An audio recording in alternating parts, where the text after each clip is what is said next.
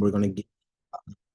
I have a great icebreaker question for you guys today surrounding AI. We got a special guest in the building. One of our AI specialists, the Hudson, and he's going to be kind of touching on some of the of just some information about AI and how we can really utilize it. And I want to give you guys an opportunity to do a Q&A with him. I know I've been, if you've been talking to me or had a consultation with me or been around me, I've been talking about AI for probably over a year now and getting people more entwined with it. Me personally, I've been using AI every single day. So yeah, it's a whole wave right now. And it's been around, for years. So I just want to make sure that everybody is all caught up and make sure that we going along with the innovation, and not get left behind. Real quick, I want to go down the list and have you guys introduce yourself, and then I'll have you guys answer the icebreaker question, which is if you could collaborate with AI to invent a product or service that doesn't exist yet, what would it be? And how would you think it would change the world?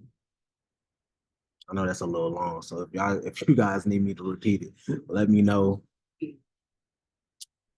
Yeah. So again, I'm gonna just repeat it for you guys one more time. If you could collaborate with the AI to invent a product or a service that doesn't exist yet, what would it be, and how do you think it would change the world?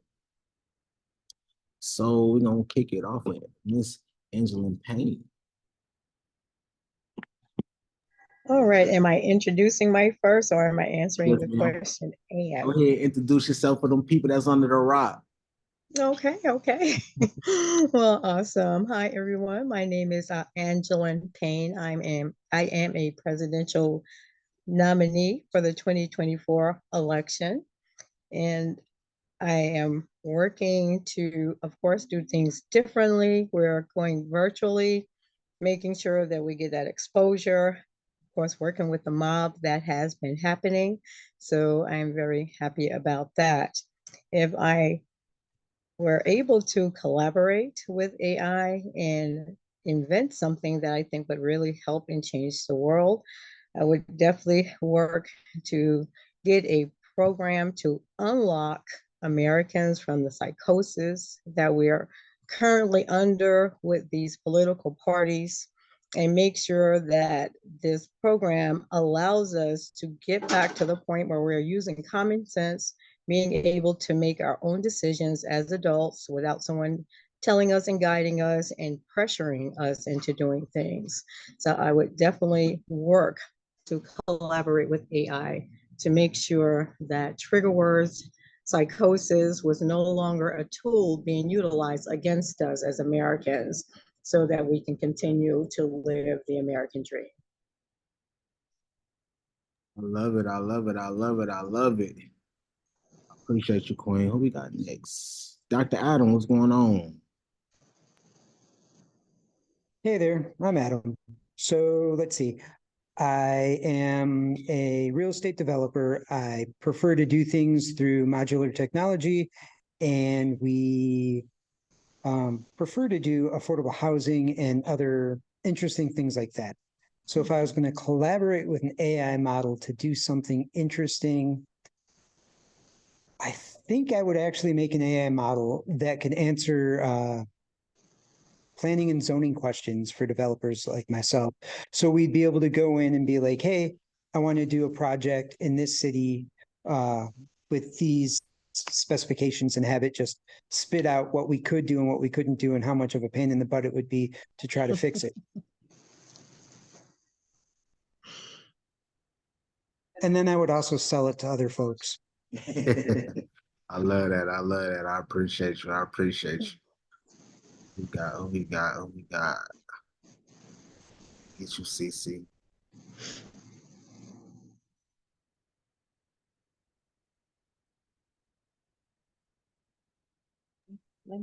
Okay. How y'all doing? How y'all doing?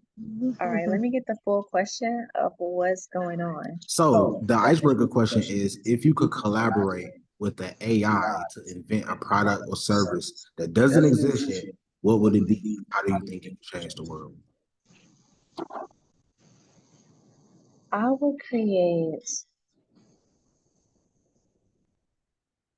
I think I would create some type of AI robot that can like go out and harvest different medicinal plants and not only just like harvest it, but also like extract it to whatever tincture or salve that it needs to be done, like right on the spot. Like it's gonna go harvest the arnica flowers, and then you just tell it what you want it to make it, what you want the AI to make, and it'll make it right there and be able to deliver it right on the spot versus having to, harvest it, dry it, process it, going through all those different steps just to have everything more instantaneous.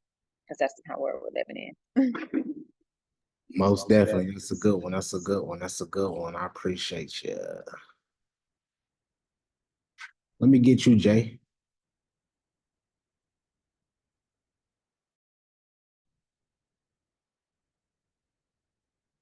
Hello, everybody. Hey, everybody. To answer that's a good question, and by the way, that is a very good question. Like, mm, something that hasn't been invented yet. This what popped into my mind when you first asked that. I would invent with an AI something that can like you can you know how a lot of people have a lot of ideas in their mind. You got a vision in your mind, and it can be hard to like see it, like actually see it personified. I would have an AI that can take what you have in your mind and literally put it in a visual video or picture for you. Because you know how they have AI, you can type your idea out, but it'll be exactly as your mind pictures it. It'll be a machine that can be exactly as your mind pictures it. So that's something I would invent, y'all. That's something that would be a good invention to me. Love it. I love it. I love it. And make sure you introduce yourself as well. Oh, sorry. I didn't even introduce myself, y'all. I am Jay. I am the owner and CEO of Divine Aqua. And Divine Aqua is a metaphysical company. It is a mental and spiritual wellness company. I focus on helping the mind, helping the spirit, and I make all type of metaphysical jewelry like copper rings, copper accessories, crystal jewelry, all types of things like that. And I also am a yoga teacher. I do all types of yoga classes. I also have little tutorial videos on YouTube. And I'm also trying to start something where I'm going live every morning because I used to do something called morning yoga, but it wasn't a live, just regular videos. And I'm trying to bring that as a live, every morning live, so it can help promote my yoga classes. But that is something that I do. So it's nice to meet everyone. Hello. I appreciate you. I appreciate you. Who we got? Fee, what's going on?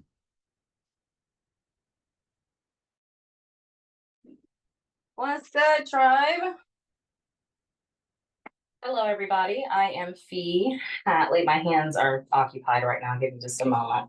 I am a holistic wellness practitioner slash guru. So I specialize in skin as well as holistic wellness, along with different experiences for the mind, body, and spirit, and bringing complete relaxation and pampering. To answer the question, so a lot of the stuff that I have that's really tedious within my business that I have to do, whether it be labels, whether it be what have you, I would basically have a on-spot assistant in a robotic form. So it'll be programmed to handle all of the tasks I need handled. It'll be programmed to cook autumn dinner, lunch if I needed to. It'll have a little bit of everything. If I needed to do laundry or whatever, it's going to do whatever I wanted to do, basically. I would have something along those lines to just basically streamline to do whatever I needed to do, kind of like an assistant. I love that. I love that. We all need one of those for sure. What's there? Heck yeah. But that's fine. That's me. I appreciate you, Queen. No worries. Thank you. Great question. Can I get Hakim? Yes, thanks. Thanks for having me. This is my first session with the group. So my name is Hakeem Jenkins. I live in New York, married with 3 boys. I'm a corporate sector software web developer. I do full stack. I've been doing web development for probably about the past 15 years of my career. Work with a major energy trading company, automation provider, Ion. I'm a member of the Muslim community. Both of my parents went through the Nation of Al-Islam and went through the transition to Imam Muhammad. So I'm a second generation Black Muslim in this country. I'm very proud of that. I also help with my mosque. I'm also like somewhat of an assistant imam. So I also give lectures to my community on a regular basis as well, teaching principles of the faith. Another thing is I started for the past 5 years building a mobile game with my children, actually. It was a father-son project that we were blessed by God's grace to be able to launch earlier this year. It's called Quest Up. So it's a Black mobile action game featuring members of our family and community. And we're really trying to build a movement on top of Quest Up going forward. So that's a project that, is really close and dear to my heart.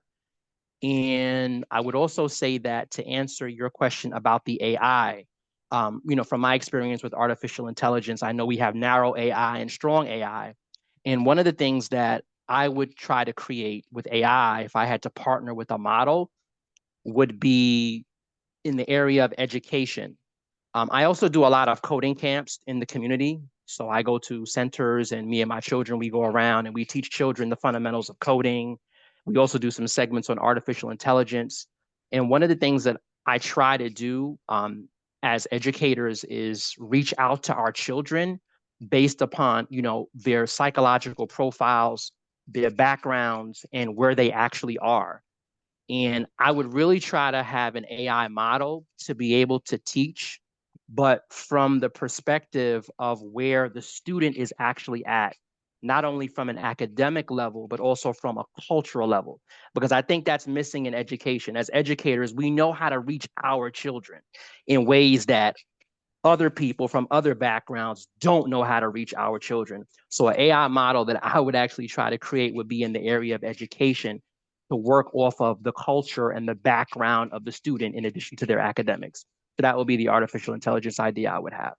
Thank you. Ooh, I really love that. I really love that. You went out the box with that one. I love it. I love it, King, for sure. I appreciate you. We Thank definitely, you. Thank you.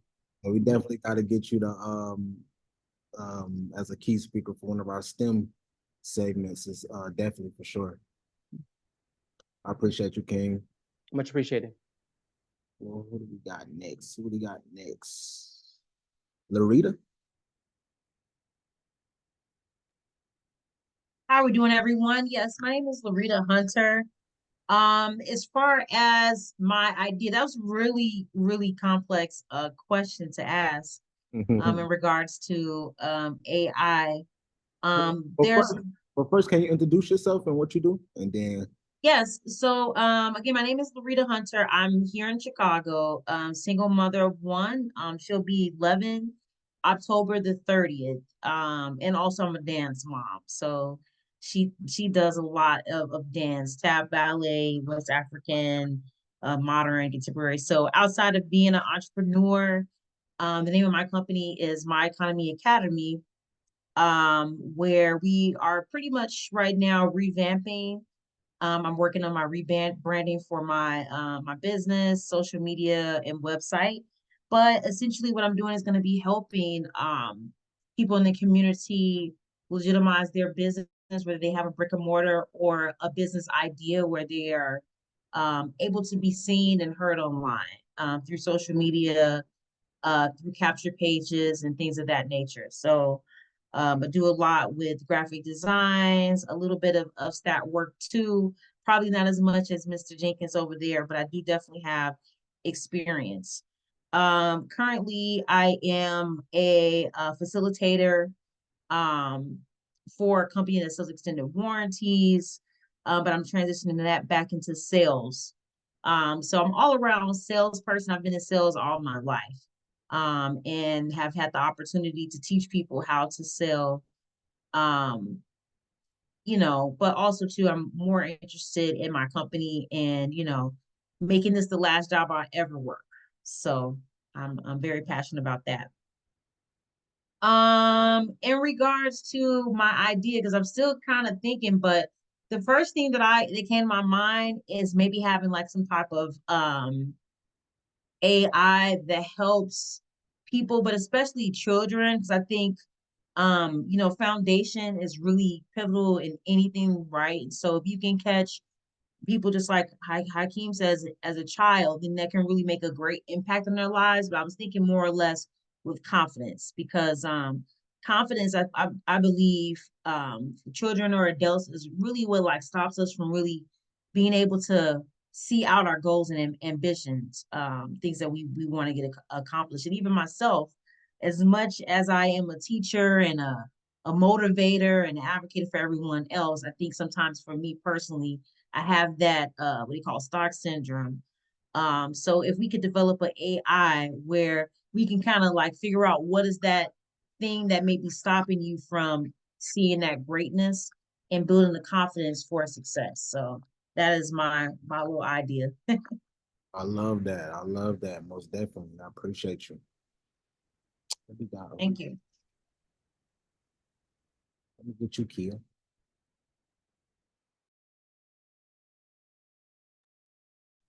Good afternoon, everyone. I'm Kia, the art junkie. I am a art curator and gallery facilitator.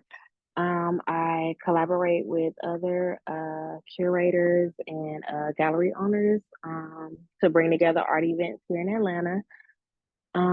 What I would create is a way for everyone in the world, anywhere in the world, to log on to like a website or something when there's like a gallery opening or a solo exhibit, and it'll bring the gallery right to your home, like 3D, as if you're really there in the gallery seeing the work. Even when you can't be there physically, it'll bring it straight to your home. I think that'll be really cool. That will be dope. For sure, for sure. I appreciate you. So last but not least, let me get you, D.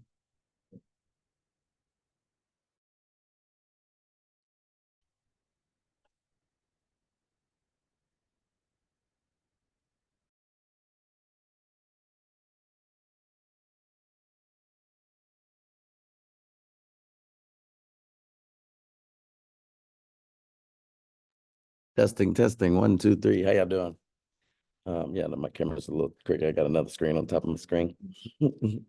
But what's going on? Nice to meet everybody. Nice to be here. Nice to be able to, provide some value, share some AI strategies, tools, techniques, and how to supercharge your AI and your business and things like that. Myself as a full stack developer, like my other guy heard earlier, I focus more on AI and marketing and technology and gizmos and gadgets, the whole nine, 3D, AR, VR, drones, all that good stuff kind of. And I've been at it for 12 years. I started off in maybe the server side of things. So the server, meaning the cloud, the host, every digital infrastructure is built on a server. I call it digital real estate. And so what's built on digital real estate, website, courses, funnels, everything that's digital, your apps and everything like that. So, and I've also owned a print shop for the last 10 years. So, wrapping cars, wrapping buses for Sam's decals and wrapping, Amazon vans, all that good stuff, tinting windows, signs of all around Atlanta. So, been doing that forever. So, but yeah, so if I were to come out with an AI, that's definitely a good question, but my thing is I'm a builder. So it's almost like saying, oh, what's your dream house? Me, I'm gonna think of, all right, I'm gonna get my dream staircase and I'm gonna put it in the house I got now and then put it in the closet till I get the big house, right? I'm gonna put all my pieces together until I can actually do what I can do, because I can't just be like, oh man, that sounds good. You know what I'm saying? So as a builder, I think actually have a virtual space, and I'll be showing some of that stuff today, and how how anybody can use agents in their business to supercharge, but my virtual space is I call them NPCs. I guess that's what they would be called, AI NPCs. But my ultimate thing is, I have a full setup I have here with my virtual shades that I bought from somewhere else. And I can use it from my computer, but I want to be able to be anywhere, put my glasses on, and then command 10,000 people at my expense, whether they're doing email, whether they're doing social media. These are not real people, right? And then, a lot of these I have already, the framework, and, it's private. My AI doctor, that information cannot go nowhere. My AI lawyer, that information can not go nowhere. So my whole AI city, I want to be fully private, and I can access it from anywhere. And command people to do things on my behalf. And things like my virtual clone that's in my space. I want even 100 years from now, my great grandson to come talk to me in my voice, with my memories, with the AI. And I don't want to be sitting on a computer, on a hard drive, on a disk. So when somebody loses me, then I'll be nowhere to be found. So I want to be living in the cloud. And I also want to do stuff. So I want to visit metaverses to promote my digital assets, to sell, to pay for stuff while I'm gone. And then I want to be able to use, I'm a specialty at Python, but I want my avatar to scrape my great grandson's Facebook while I'm not here and wish him happy birthday. But besides things like that, that's what I strive to do and build the stuff I have now. So that's super dope. That's just what I see in the future. That's super dope. That's super dope. So let's go right into it, man. I actually been super excited ever since BP really just been talking about you months ago, and we've been talking about this day for a minute now. So man, I got a bunch of questions, but I don't want to go into all of them because we'll be on all night. But let's start off with, what are some of the most exciting recent advancements in AI that entrepreneurs should be aware of? Yeah. Yes, sir. Hold on, let me make you a host.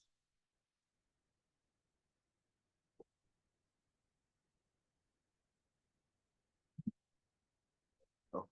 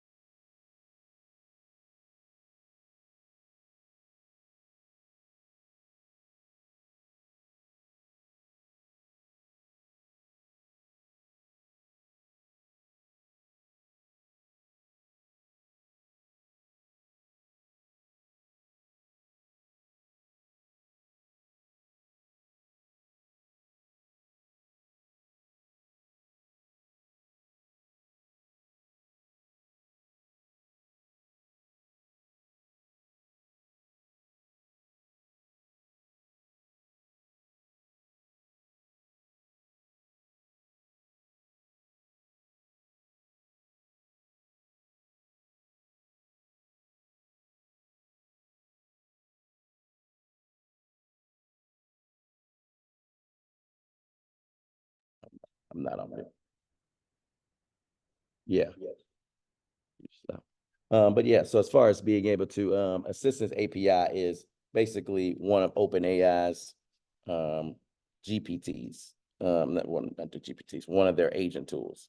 So their agent tool, basically it allows a pre-programmed prompt to now be perfected sitting somewhere and just called by a number. So if you were to master this super business plan prompt, write that, or somebody do SEO, I search some websites, this, write the keywords and all this fancy stuff, right? And you want to just instantly call that agent. It's called an agent. You're literally activating. All right, guys, that's national emergencies. That's the only thing excusable. But yeah, so an agent is whatever the tool. Some open AIs have access to tools, but most agents either have an access level or a tool level, right? So access level or tool level, you know, it basically means access to maybe your systems, access to maybe your Shopify, you know, and through that, you know, most of the time it's using the API key, right? So I can give some real live examples. Let me see. For example, one of the simplest, one of the most advanced things, you know, like with the system that I'm showing here, you know, as we go to these NPCs that's sitting here running around, this is actually on-set AI. So, you know, when I click this, you know, he pops up and I can do things and talk to him, right?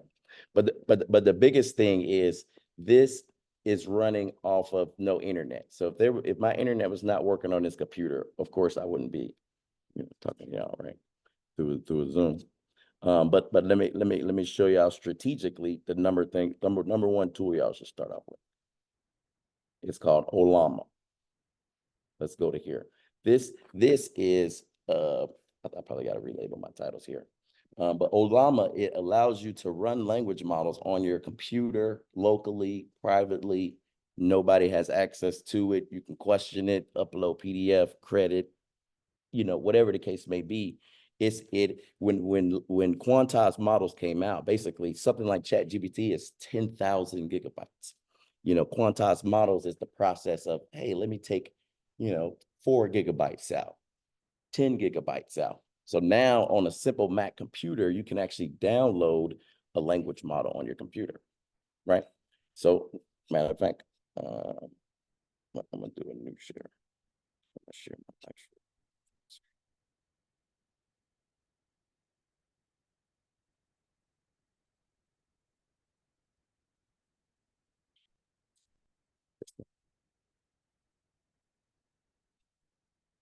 Right. So we talk about Olama. I'm gonna go to the site real fast just to show y'all a simple process. Boom, Olama, you can go to olama.com. You literally click download, and what it's gonna do, it is gonna put Olama on your computer, which is here. It allows you to run those 4 gigabyte, 5 gigabyte language models like ChatGPT. How do we see what models available? We can always click here where it says models, and there's gonna be hundreds. Like my man earlier asked me, do I use Lava? Lava, every business owner needs language models for different reasons. If we know it's not 10 gigabytes like ChatGPT, how do we stack up 4, 5, 20 gigabytes to get what we need is the question. You know, so for example, you know, now it's gonna start to make sense in a second, right? So let's just say Olama is already on my computer. So I can say, you know, it's ways to literally say what language models are on this computer. Olama list. And all those just popped up. Everything that just popped up. Let's see if I can enlarge. But everything that just popped up, Llama 3, you know, all these things, Minstrel, y'all probably be able to scroll, you know, zoom in, Code Llama. So every single one of these basically means they're downloaded. When we talk about like a PDF, matter of fact, when you try to stream a movie, is it downloaded? No. So it lags, it don't connect, the spam pop up, you know, it could be anything, right? So when you download a movie, shouldn't be no power just here, but you know, the people that download movies, right? You know, then you have full range. You can pause it, come back to it, watch it 39 times, no lag, right? Unless you got a CD, you know, just scrapped up something, right? But as far as any of these language models, so for me to run it, all I do is say, Llama, run, Llama 3. And it's pulling it. It says pulling manifests. I don't want it to re-download. So, as a matter of fact, it's multiple versions. So maybe I should be more specific. List. It's always good to list to see which ones, right? Let's just say Olama latest. So it's good to just say Olama.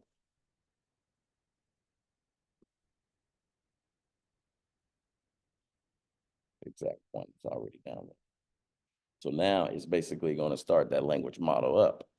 And, you know, I know it looks boring than ChatGPT right now, but we haven't got to the interface version. You know, this is just proving that it's on my computer and it's working in the background. You know, you don't have to sit here in the boring looking space all night, but it's just, you know, you don't have to actually even see this part when you're dealing with software that does this in the background. So I can be like, hey, what's up? You know, and that's the chat bot that I'm chatting with there. But this is internet free AI, you know, all day long, no tokens. And the difference between open source and closed source is ChatGPT will give you free. It's a commercial company because they want to upsell your ass, right? The open source tool is free because it's harder to just do all that stuff I just said. Everything, the consequence of open source really means it takes skills or it takes knowledge to implement it, right? So let's just use another real use case. Olama can actually power everything in this room. Everything in this room, Olama can power. The only thing it can't is this assistant API thing I just showed you. Why? Because OpenAI's assistant, you literally have to be using OpenAI's tool, ChatGPT, to use OpenAI's assistant. You see what I'm talking about? You're in a commercial system and you can't use their agent outside of their system. Any other agent in here, you can, right? One is pretty simple for anybody in here to use, and even use the ChatGPT they have right now. For example, Super AGI is a great one. So we can go to it. It's an open source. That's gonna always be one of the key, you know, when you're reading on any of these pages, because you'll be able to see open source and you can find it on GitHub.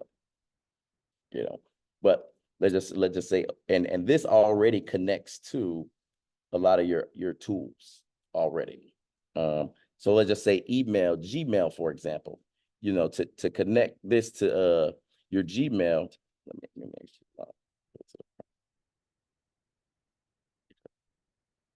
So all these products, any open source product, this is where you find the actual application on GitHub. You know, when you're looking for AI applications and it's in the app store and something like that, most of the time somebody's using this technology and this is playing in the background and they're selling you tools like this, right? Yeah, go ahead. Because it's open source, isn't it also more secure? Because you control all the data. Exactly. I would say it could be more secure. You know, when it is open source, they're not controlling the security for you. So now humans aren't compromising your data. So for example, ChatGPT, if you upload something in there and it's exposed, there's other humans in charge of that data that could be exposing your data. But if you use Olama, if you don't give nobody your computer, anything I'm chatting with in my computer using the tool I just gave you, nobody would ever know, unless you actually gave people access to your computer. It's no other human involved. You know, so being able to have open source tool is definitely about privacy. You know, privacy. So Super AGI, it allows you, for example, to connect to your email box. If you could prompt your email box, what would you prompt it? That's the question, right? So to learn how to actually use the agent tool, sometimes you use ChatGPT to put it in the agent tool. So for example, if we know,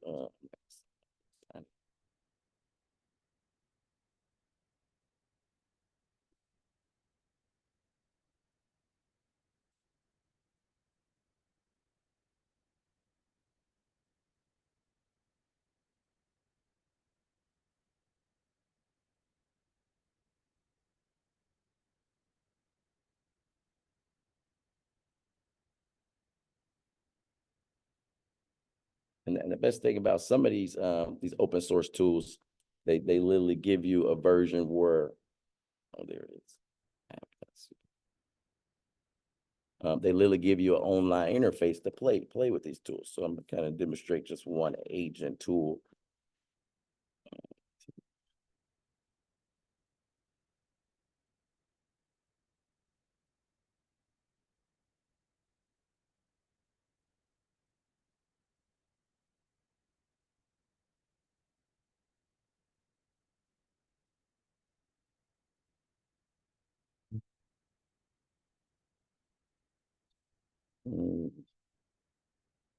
All right, we're going.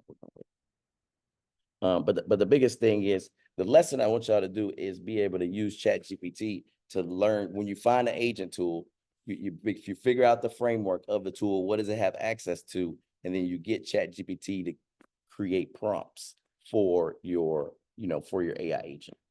So the biggest thing is, for example, we want to check our email box and, for example, respond to emails. So a prompt could be, I'm actually show y'all how I prompt my ChatGPT, since I know y'all familiar with that one. So this is how I talk to it. I'm gonna talk about Super AGI, and I'm gonna create email marketing or email prompts for Super AGI. So first thing I start off with, I have a better AI that has access to my emails. Give me 25 prompts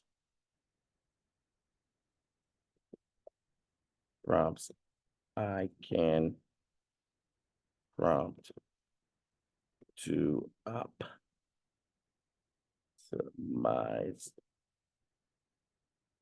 my business email.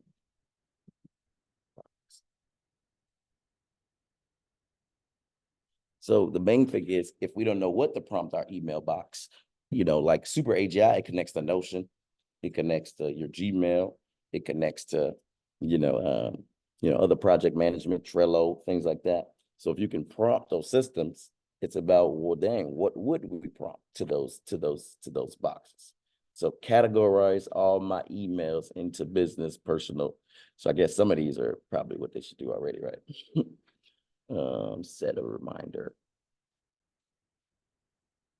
So the main thing is to learn how we can optimize literally a prompt to run every day to help us possibly do what we would do every day ourselves. So let's just say the prompt was, hey, check my email, and draft a response to all the emails you think is important, and, send me one email to let me know that they're ready. But when let's just say you perfect that prompt, you put it in Super AGI, you can power it with ChatGPT, right? Or you can power it with another language model. The main thing is it's an agent framework that's tied to an LLM that allows you to access your email and now talk to your email, right? So then we have that Super AGI also has where you can pre-program that to now be at 7 o'clock every day, versus you even pressing that prompt. If you know it's perfected, then boom, that's how, it's literally auto programmed. So then it's literally an agent, running every day. Of course, your computer may need to work, right? But using Super AGI, most people use that as a tool to have automated email checking, things like that. So let's just say you perfect 10, 25, prompts that you have, and it's in your email box booming. You're doing cold outreach email, stuff like that. And then, it helps you get your system together. What if you want to sell it to somebody else? I think Adam mentioned selling his AI to somebody else. Right?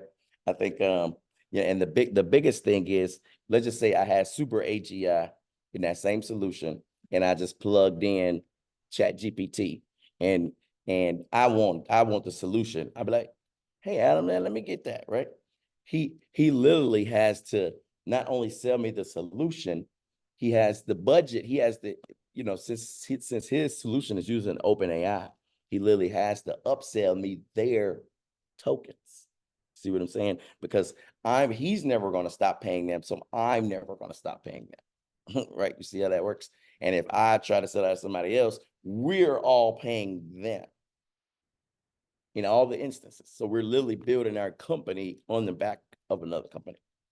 We know this technology is important. So how long are we going to pay another person to pay another person to pay another person? Right?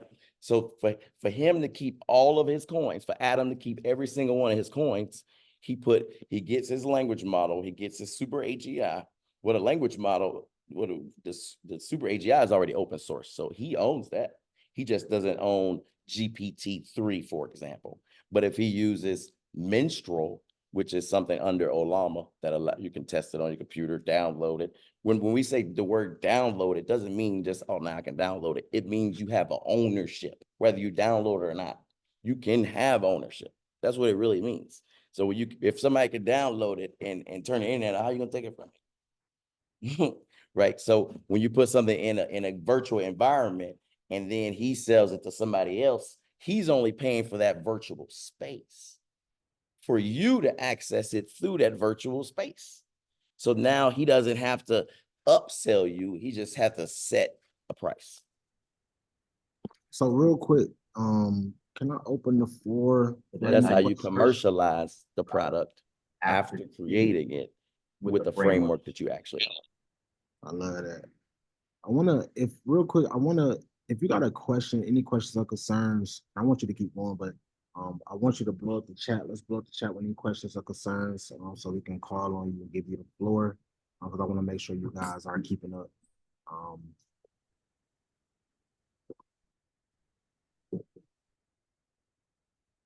I do have a question.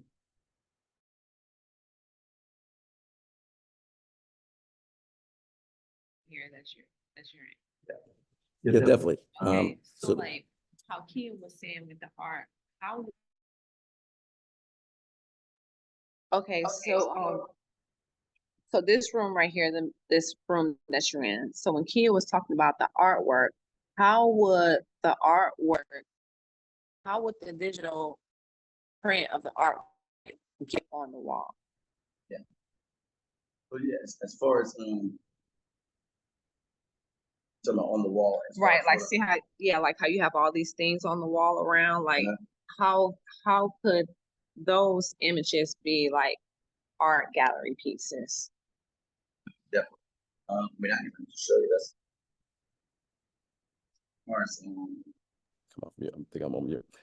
But yeah, as far as being able to actually own, let me see.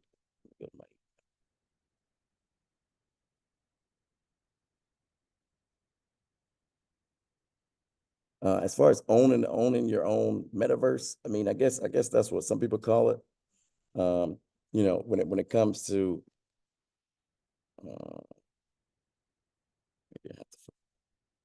but most people don't own their own code, you know. So when they say the word metaverse, sometimes they're really talking about using some other platform to build this 3D environment, you know, but they have no knowledge of owning that, you know. So I don't need the internet to go access something to help me build what I'm building, you know. So when it comes to changing out,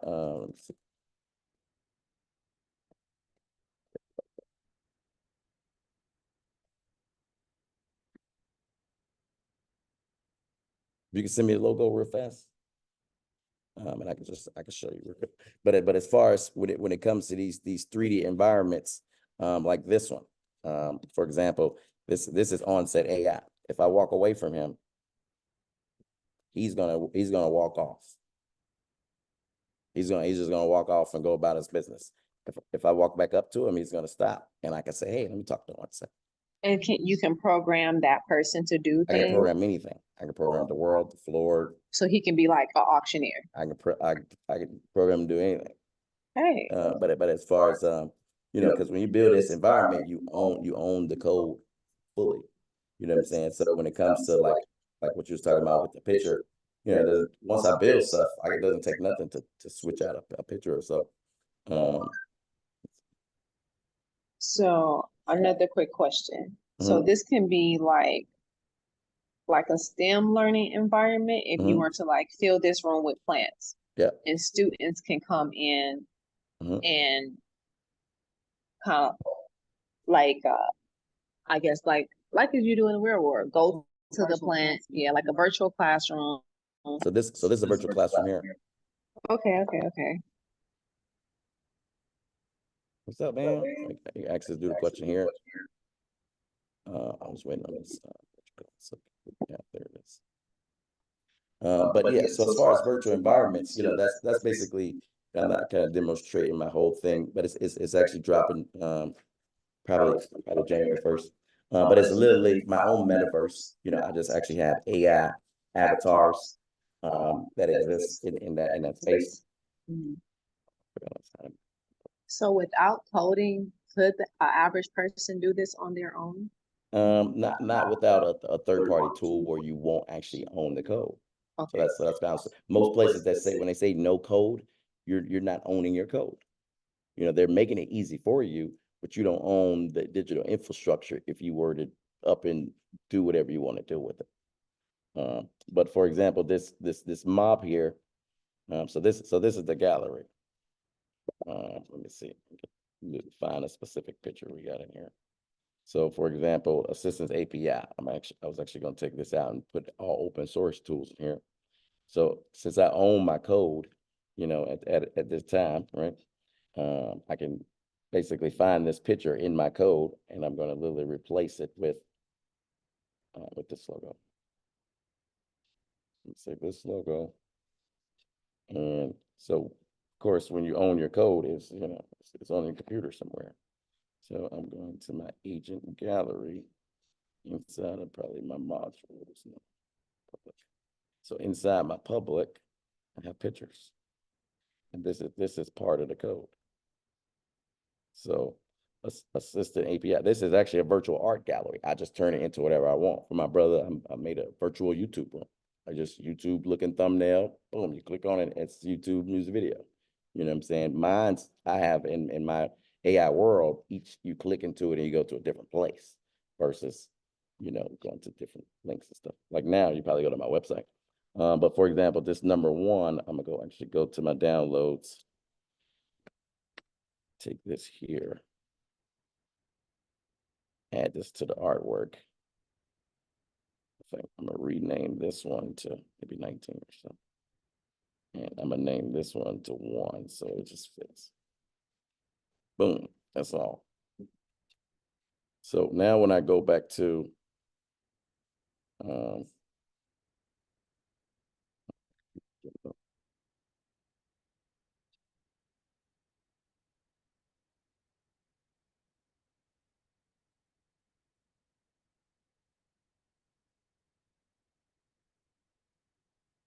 so this app, just gotta restart it. You know, so when you change out assets, you know, you basically just restart your application. And it's like a few of them that's open right now. Restart that one. But literally all I did was replace that one picture. And let me see. Agent. Oh yeah, definitely go ahead. Like, so with the art gallery that you build, is that like also in like real time? Mhm. Okay. Yeah, so So multiple it people. can be in real time. Yeah. Okay. And coding framework, you know, for full stack developers, you know, that would be React 3, React 3 Fiber. You know, it's really just a coding language. Okay. But when you build it, it's, you know, and you put it online, it's just like a website at that point. You know, and if it's a multi-space environment, everybody jump in and we see each other in the gallery. You know what I'm saying? Okay. So it's literally about how it's designed, you know, from there. Okay. Let's see.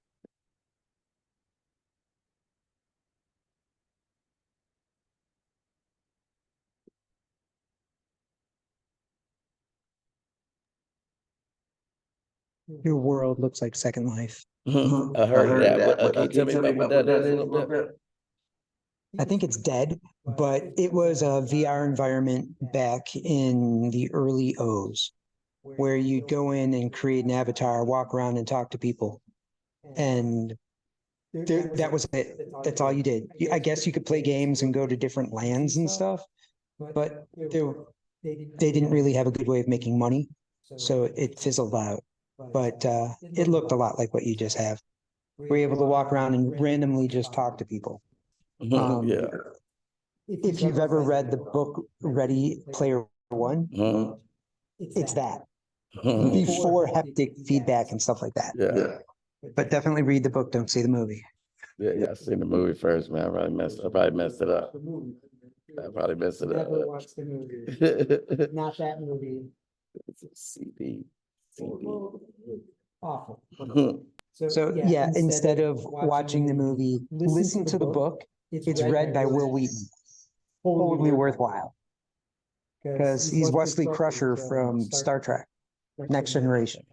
Or the kid from Stand By Me that had a leach on his junk. He's the one that reads it. Or I guess a more relevant one would be the arch nemesis of one of the guys from the Big Bang Theory, Sheldon. Something a little bit.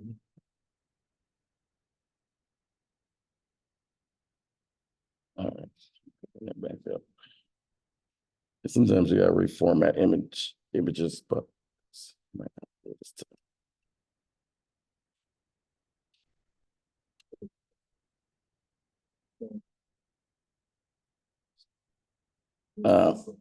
Yeah.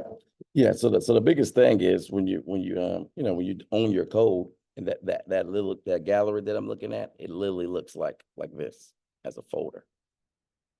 So for example, if anybody in here knew how to really use ChatGPT, or just technically, if you learn the folder structure, you see how it says artwork here. When you literally go in and just replace the pictures, everything else will be the same. But if you don't know how to change your walls, or sometimes I have statues in there, then sometimes there's an avatar in there. Sometimes learning how to use ChatGPT to, once you recognize the code, or you see an application, sometimes you can utilize that same framework. So would you have to make a different code for each picture? Like if you want to change out the artwork, you would have to do a different code for that. Yeah, I mean, it's just making sure you upload all your codes in there. Like that room, I have 4 on each wall, so maybe 16 pictures. And it's like here, it's literally just replacing these pictures. Literally just putting all your pictures in one folder and replacing these pictures, and boom, they're on the wall already. Because the code structure is already set up to replace whatever is set, however it's set. But in general, you need to know how to code, because if you mess something up, then it's you're not gonna see nothing. But all these agent tools, actually allow you to do, a lot, in general, from social media to, code and, open interpreter. That's actually one of my favorite. Most people, this is how you actually chat with your computer. You see what I'm saying? So you can't say ChatGPT, organize my desktop, or find me a file that says such and such. You can't talk to it like that, because it doesn't have access to your computer. Open Interpreter is a command line AI tool. So if anybody know what command line is, every computer has a command line. And that's actually how you can control any computer. But How would you connect this to like a VR headset? what? Oh, this? Yeah. Just put it on. Yeah. So I have VR stuff, and then this is like in real though. Yeah. So they came out where you just literally have a large screen, large screen TV right here on your headset. And I can just block this out so I can just see what's in here. Then they came out with this, so I don't actually have to be sitting at my computer. It's literally just Bluetooth, and I can be in there and still be looking at my screen and talking to y'all. I'm saying, but if you don't have nothing that you built to even tune into, what I'm saying, my goal is to have my own, all this stuff. But if y'all want to click on it, I get y'all Amazon link or something. But the Meta got theirs, it's like $3,000. Yeah. But companies that got money, they can focus on, all the hardware, because we may not have money, but we got software. Software take time, not just money though, and skills. But being able to have just all these virtual experiences, in one huge map, is my goal, to be able to help people manage, hundreds of AIs, for example, easier. Can you also create an AI to code for you? Yeah, there's a lot of different AIs that can do, do lots of different coding and stuff. But that's why there's language models that specialize in coding too. And as a business owner, like I think it was Adam that asked me, did I use Lava? Most let's go back to this library. This library was, that I was telling about Olama. It has a whole bunch of different language models, so you can actually learn the different ones. but every business owner needs a coding model. You know, they don't actually know they do. But for example, if I told my AI to write me 35 social media posts, for example, you can always say ChatGPT, write me 35 social media posts. Matter of fact, I go to a specific example. You can say, you can say, write me all these social media posts, and then what? How do you get it scheduled on the platform it needs to go on multiple platforms? But so in that instance,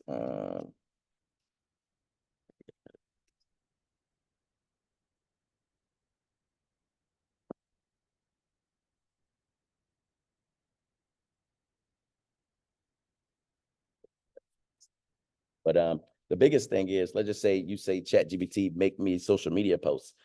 The only way to actually get it where it needs to go is a CSV file. And what is a CSV file? It's almost like an Excel sheet. An Excel sheet is like grids. You know what I'm saying? But when you put it on, when you're trying to actually upload it inside of a social scheduler, after ChatGPT make it all, it has to be in CSV format. So most of the time before data is actually executed, like even writing a credit letter, you say, hey, write me a credit letter. When the credit letter is perfected on ChatGPT, then what? It needs to be put in PDF format, PDF and formatted, not just PDF format, because it's a letter. And a letter formatted the right way is HTML, CSS, which is coding, right? So it always goes back to coding at the end when you're trying to execute data. You know, but certain things like that, you know, a business owner should have multiple language models. You know, a visual model could be used for smart homes. You know, smart homes, you could be, you know, asking, hey, who's that at the ring door camera, right? Let me see. So I'm so the way I see it as is we want to create a post that you just did inside ChatGPT, but then I want to create an avatar for it. So I go to another site and have an avatar built up for that post. And then I import it to another site because I don't own any of my own code. So I import it to another site to make the video with that avatar and the content that we created in ChatGPT. It creates it. And then I go to another site, which creates the music for it. And then I merge it all together and I post it, but I create another script that tells it what platforms to post to. But because it's AI, it would know that's what I want because you programmed it to do everything I just talked about. So I'm not killing myself going to 15 different sites. Yeah, exactly. So I can give you another one. Let's go back to the agent. So this is going to be one. This is probably one of the best ones, but it's really about building customized, customized AIs when it comes to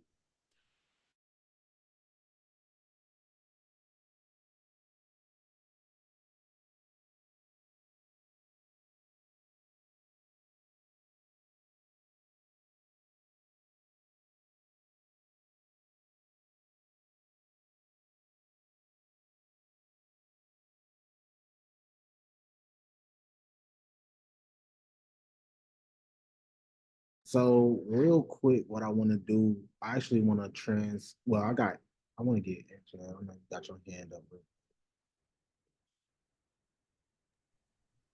Okay, are you ready for me to ask my question?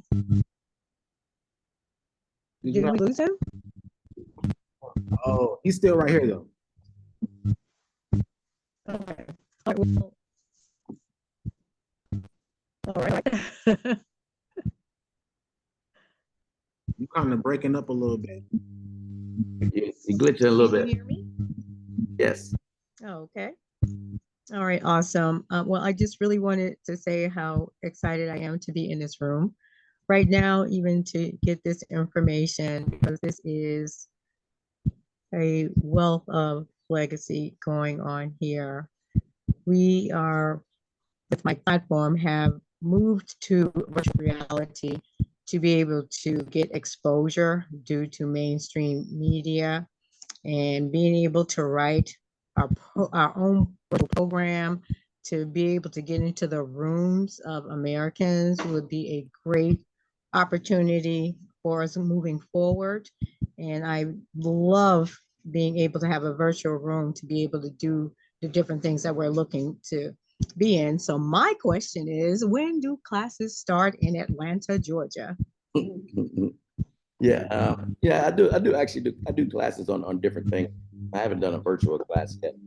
But as far as being able to, I do classes all the time, and I speak on AI. But as far as the main thing I'm doing, these upcoming weeks, I deal with hackathons. So a lot of times those are class related, because people can join my hackathon team. I literally invite people to these hackathon teams. And basically a hackathon is, it's companies that actually throw hackathons where, AI app building hackathons where, sometimes it's 2 days, 3 days, 4 days where you have to build this application. And here's, sometimes it's a new technology, so a lot of times we get first dibs at some of the AI tech, but it's really about joining the team. Oh my God. And building an application based on that technology. Some people join my team and, they have no idea what's going on and they may help with the PowerPoint, and some people, want to learn coding. So then they, get involved in learning that side of things. And then, just a team related. So like, for example, one of their websites is Lab. So if you go to lab.ai.com, it's actually a hackathon I'm being on Friday. Another one I'm gonna be inviting people to join.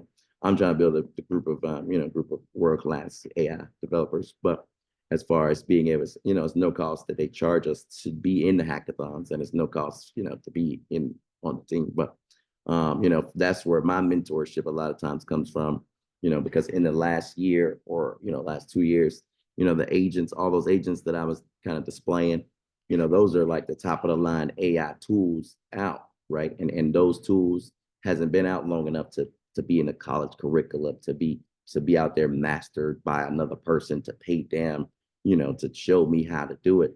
So the people that I get guidance from is people from AWS, people from Google when they sponsor these hackathons, and they're just teaching us how to use maybe their tools specifically, not just straight up coaching, right?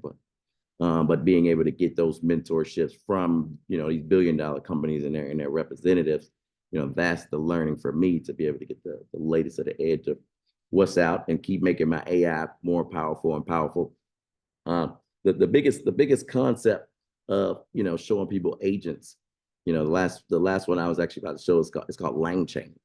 So LangChain, like a chain, be a chain hang, right. But as far as LangChain is, it's really a framework of AI. People think of AI as all this foreign thing. I don't know how many of y'all ever played Mega Man back in the day, right? It's like a video game, a little weird, right? But this video game, he would defeat his enemy, right? And he would gain their power. Gain the powers, yep. Exactly. See, somebody know what I'm talking about. Oh yeah. But then he'll defeat another enemy, and then he'll gain another power. So, right. And some enemies, it takes him beating these two to even go beat this, right? But then let's just say he beat this one and he tried to beat another one, he lose because all the stuff he got was too bulky. So something from him he needed to take away to beat the next one, right? So when people come to me and say, oh, I got this new AI app, if it's ran by ChatGPT or OpenAI in the same company, and 3 people out here got this, 5 different apps, but it's ran by the same AI, right? And they say, oh, I got, we it's just like Mega Man. We're like, oh, we know where you got your powers from. Like, we recognize that. You didn't do nothing special. You got that from such and such, right? But the concept of your AI is to literally build more and more features. Some stuff you may take away, some stuff you may add. So sometimes for me, that's why I have a world of them, because some of them have features, some of them don't have features, depending on what use case it is. Some of the biggest things, like technology wise, a key term is a vector database, which is, permanent memory for an AI. If you were to upload your personal case that you got, with, you got some kind of case, or a medical file, right? That you're uploading 200 pages, 300 pages. How do you come back every day and that AI never forgets that information? That can never happen in ChatGPT, and you wouldn't want to even compromise your information that kind of way, right? So, having the right technology behind your AI, that private GPT actually came out, sometime last year when, to show how corporations can have permanent memory and just plug the AI up to it without compromising their stuff in ChatGPT, because one day they were switching out your prompts. So if you was doing some crazy prompt wise, then you had a 12-year-old looking at your yes. But real quick. I want to move on to this next segment and transition because we're gonna basically set up a panel discussion, and I want you to continue. We're gonna get you back online real quick. So if you want to stay on for this next segment, we're gonna go on a brief intermission real quick, and then I'm gonna actually keep you guys on so you can see everything live and make sure that we can still get your questions. So hey, get your questions ready. Matter of fact, blow up the chat if you got any questions so far, so we can make sure that we just go right in onto your questions. But meanwhile, we're going to go into a quick intermission so we can get everything set up, get his computer back online. Once again, I appreciate you guys, man. This is the future right here. So, yeah, if you want to stay on, just give us a few minutes and let us transition over into this next segment. Meanwhile, make sure you guys, if you haven't already, make sure you guys blow up that chat, post your websites, post your social medias, and post where you're listening in from, and post any questions that you may have for D, and we're gonna make sure that we get them answered for you guys.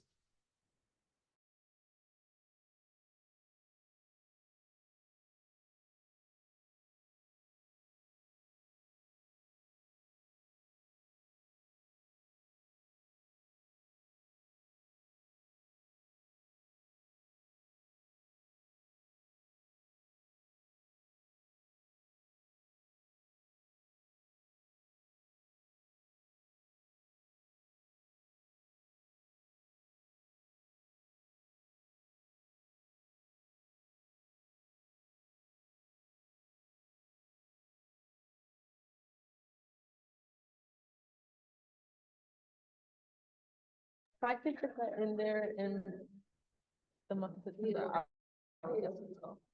Mom, how was the 24th looking in September? I know our September is kind of, let me check the calendar. Let me double check. I know our September. What's happening? What's happening? Oh, echoing. You off mute. Oh, maybe it might be me. Really listening to y'all all the time. Let me check, it might be me.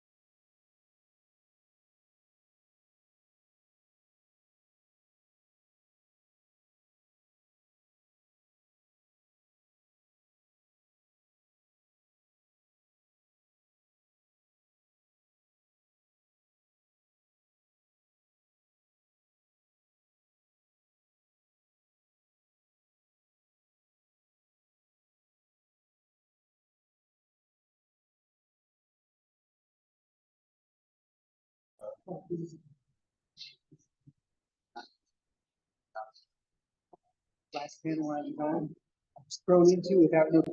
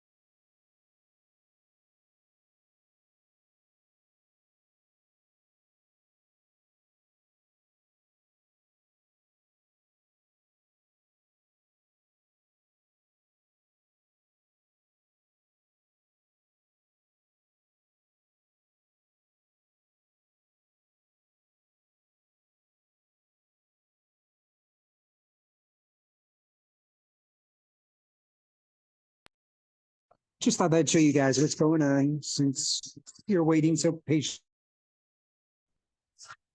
There we go.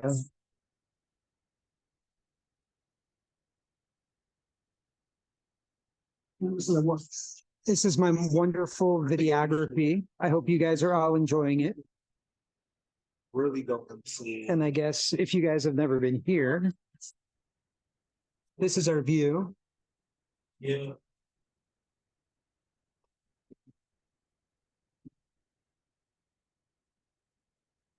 This is my great moderating of the void time.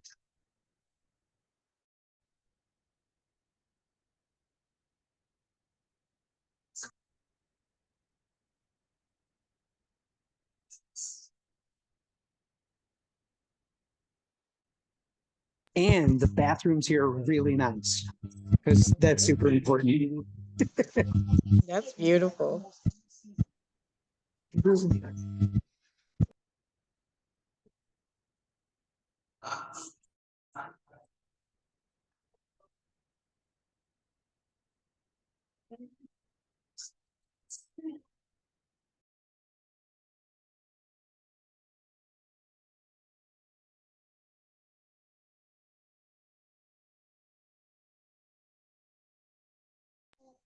Hope to visit you guys next Wednesday.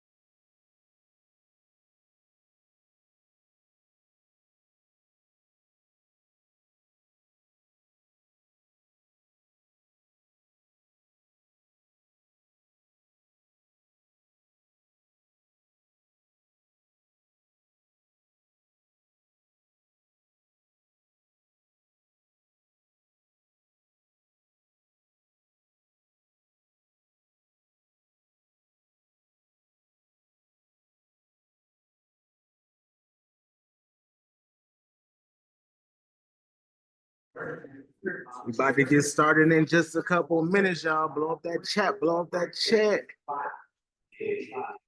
Let me see some questions. Let me see some questions. Anybody got any questions for D surrounding AI?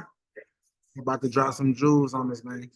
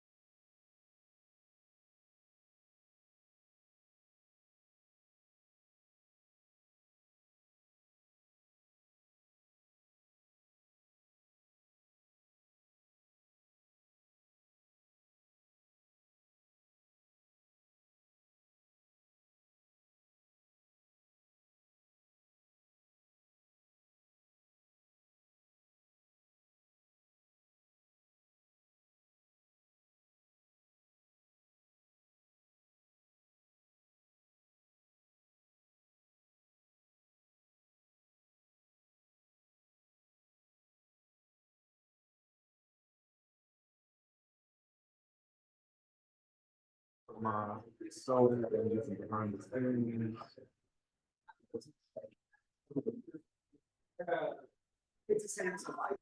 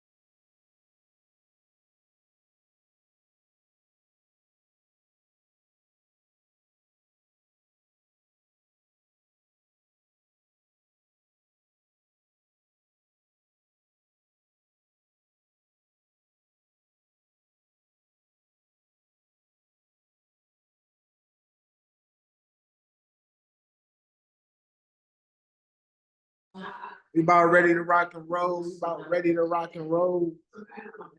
Let me get my panelists. Yeah.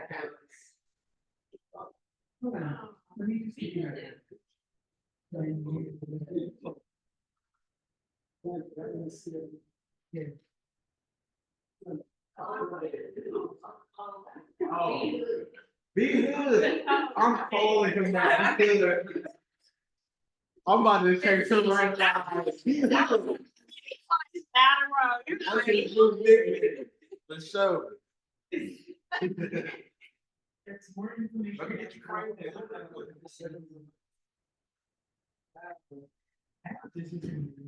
That's thing 1, 2, 3.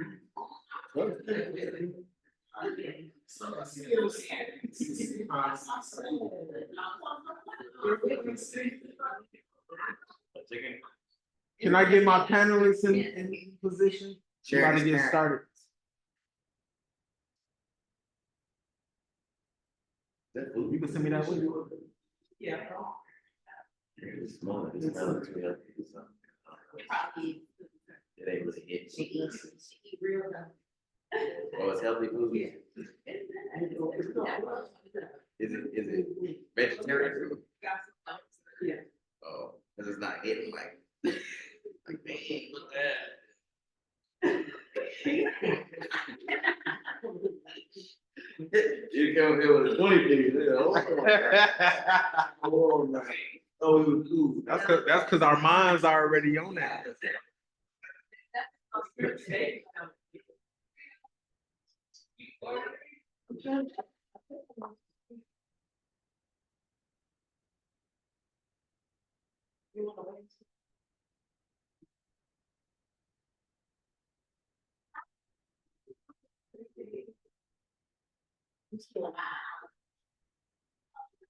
I don't think y'all really need to be on the.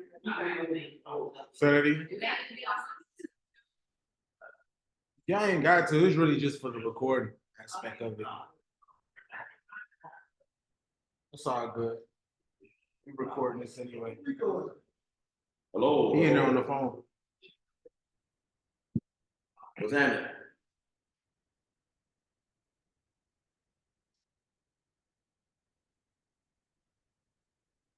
Yeah, no, I'm busy all day.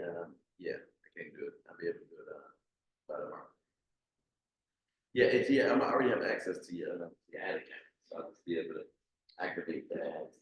You know, or probably set it tomorrow, 2 schedules tomorrow at 6, something like that, and I'll gotta correlate the script and the time with it.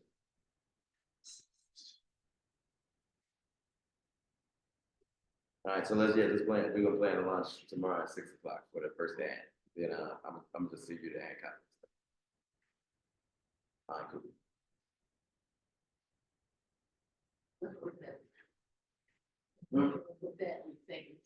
This one. This is a smart house model. So It's keyless. So I mean, everything in the house is comprised of chips. You know, the smoke detector. Yeah, so I mean, the wires are connected. Oh, it's not all. But literally, that's literally the purpose of every single chip. Like an RFID chip. Got one of those. Like that little button they somebody just brought in was like, oh yeah, scan this and your business card pull up. You know, RFID is most of the time the more secure one to pop. So it's literally about the chip that's inside of those technologies. And then, you know, being able to understand what those actually do. It's like a kid. So it's more about, you know, right now. So. This is a great project for youth as well. So they can actually learn, you know, how to start putting this stuff together. So for example, like this is a speaker. And then this will go on launch. So literally this falls down the smoke. You know what I'm saying? This smoke alarm goes out and this smoke alarms. You know what I'm saying? So for somebody to know how to do it. We all say that. Yeah. I mean, I was it's like, oh yeah, yeah, yeah. I'm doing a live edit, but I also went to a higher. So then I'll get with it. I'll try to help. Let me know if you need editing too. Yeah. Well, I'm gonna keep it simple. You know what I'm saying? As I said, it's just you screen it for the moment. Yeah. Yeah. I guess you board. Oh, you ready, John? Can you move this light? This is giving the glare on the TV. What happened?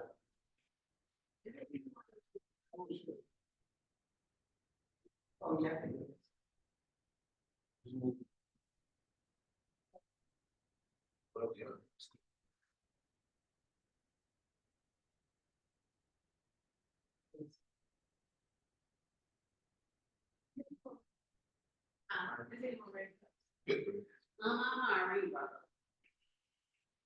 Yeah, put that in the center, that three. Some other cups in that front.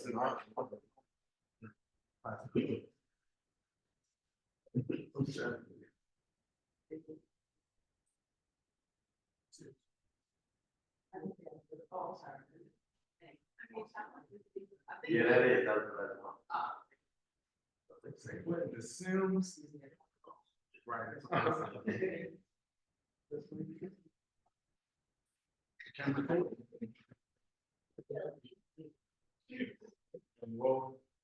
You ready, bro? Me? Yeah. Yeah. Gonna kick it off with your intro. Hey, you, no. Camera speed. All right, quiet on set. Quiet on set, quiet on set, quiet on set. Camera speed. Yeah, camera A rolling, camera B rolling, camera C rolling. I'm about to transition. My phone turned down. Down. Mind you, I hear everything you gotta say on the panel. That's all too loud. All right, I'm about to transition. 3, 2, 1, and we are done. What's happening? What's happening? The Hudson trade motivator, straight from Atlanta, Georgia. Let y'all know I love hot wings, but that's not what we're here today. The main thing we're here is, teach a little bit of AI, teach a little bit about, well, not, I wouldn't say a little bit, but teach you how to use agents, teach you how to superpower your AI. We're here with Master Your Business. We shoot live from multiple angles with on-set, and we got on-set AI sitting there running around. We'll talk to him in a minute. But me, myself, a full stack developer, help people start their own, build their own AI, own their own systems, and use AI to enhance those systems as well. So, getting outside of these ecosystems like ChatGPT and some of these other companies to even recognize that we can have ownership out here, and we can create our own AI products, and that we can, profit from those things, commercialize our own products, grow our own businesses, and take our business to the stars. It all starts with systems, and systems is a part of digital real estate. You have courses and funnels, and classes, and lessons and teachings. 102 years ago, when they destroyed Black Wall Street, they didn't even have the technology to even pass digital knowledge on, let alone they try to destroy that actual physical people, right? So, nowadays we have the opportunity to save our digital assets that can not only make money in our sleep, but make money when we're not here, when we're gone, right? So some of the highest levels of that is being able to, have your own software, pass on your own systems. And sometimes it's implementing AI so that we can enhance, our work effort, right? When, maybe we say 200 years ago, 300 years ago, we had mankind, right? We got a human, right? And then we kind of moved up to a horse, right? A man found an idea, let's get on a horse. And then, some of those horses went up, they put a couple together, then they got carriages, and then they got the car, and they started using horsepower. Then it gets to, metrics of, we got 1,000 horsepower, we got 2,000 horsepower, right? So those are metrics when you're explaining how powerful a car is, how fast a car is, right? So nowadays age, we should use things like AI power. How many AIs power is it? Is it 1? Is it 1,000? Man, And I think every individual literally has the opportunity to power their business, their life, with as many AI as they feel to see fit. So, be able to demonstrate podcasts, be able to talk about AI, different aspects and different lights. It's always good getting professionals in different industries because, having one perspective is almost like looking in the mirror, right? Anybody else looking at you? Okay, no. But besides that, just tune in. We're about to go to a live question Q&A. We can demo some maybe some 3 AI VA system that I have. Where for me, I built a system to be able to help you manage 100 or more AIs in one virtual space. But they're all running around. You can go talk to them when you want to talk to them, and yeah, do what you need to do to maximize your productivity in a virtual space, or maybe or a software space if you don't want to get too virtual. But that is all for now.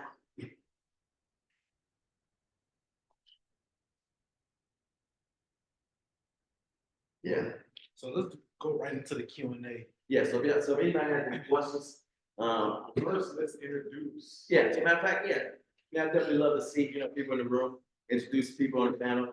And I introduce myself. I'm a little boring sometimes, so I definitely love to see maybe left to right or right to left, but then starting to go ahead. Yeah, go ahead. Okay, I am Carolyn. I am an herbalist.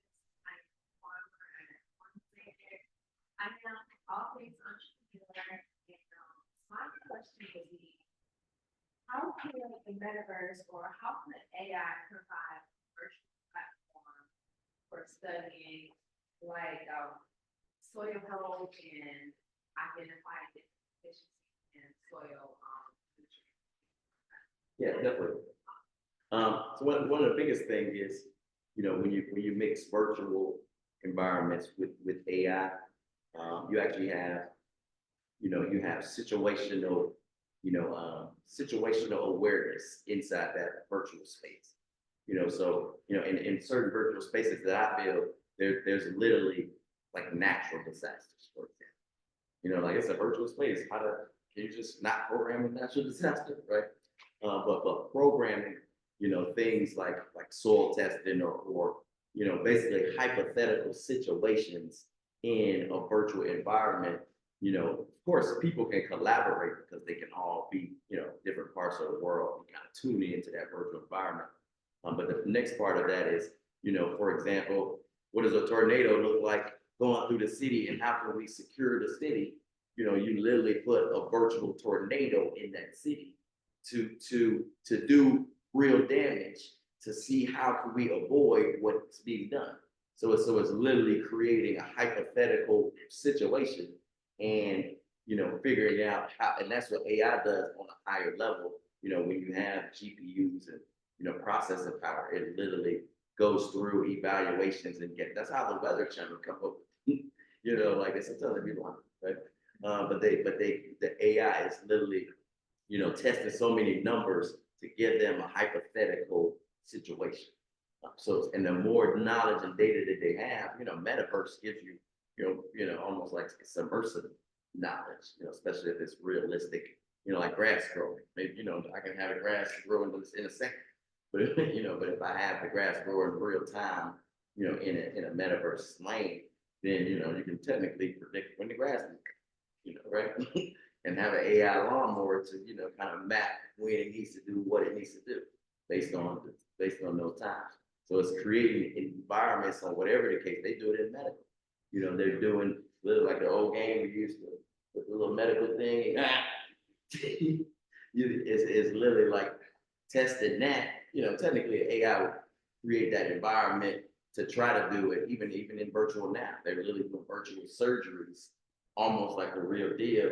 You mess up there, you messed up, right? They do it even in the Air Force, when they're doing pilots and things like that, because they got to fly for hours on the machine, before they even get in a real plane.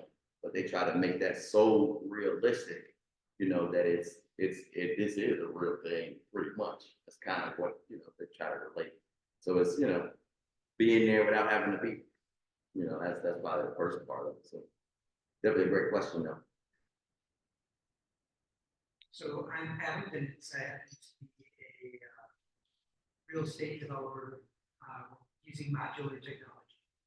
And I'm kind of wondering, what are some of the most exciting, most recent advances that AI has that can affect entrepreneurs that we should know about? Yeah. So in real estate specifically, I can definitely give some. But as far as, you know, like when we talk about 3D objects, you know, like I was demonstrating more of a 3D game, you know, but I also have 3D printers, things like that. You know, but when you're printing something, you know, to be able to print a new object, like you're talking about modular homes, you know, they're literally building smart, tiny homes, you know, creating 3D pieces that's never been created before, right? So, and one thing they have literally 3D printers that print real estate. You know, like Apis Core in 2017 printed the first 3D concrete mansion. You know, but to be able to have when you use things like ChatGPT, you know, that's actually text to text. Mm-hmm. All right. So when you're using things like ChatGPT, that's text to text, right? But if you were to use things like Get 3D or Prompt E or Pointy and Sharp E, you know, tools like that, you can go from words to 3D objects. Words to 3D objects. So for example, you know, if you had a 3D printer that can print a house, you can prompt the object and print it. You know what I'm saying? So, you know, and that's game changing when you have LLMs that can give you a 3D format application. You know what I'm saying? So if you said, hey, I need a knife and a fork and a spoon, I don't got nothing to eat with. You're literally prompting it. It's giving you a 3D object. And if you have a printer, you can now print it, right? So being able to implement these technologies, you know, across the board, you know, it's a lot of lanes. They have 3D printed steak. You ever seen that? And chickpeas. The only way I would eat that is if I made it myself, right? But the biggest thing is, you know, having tools that like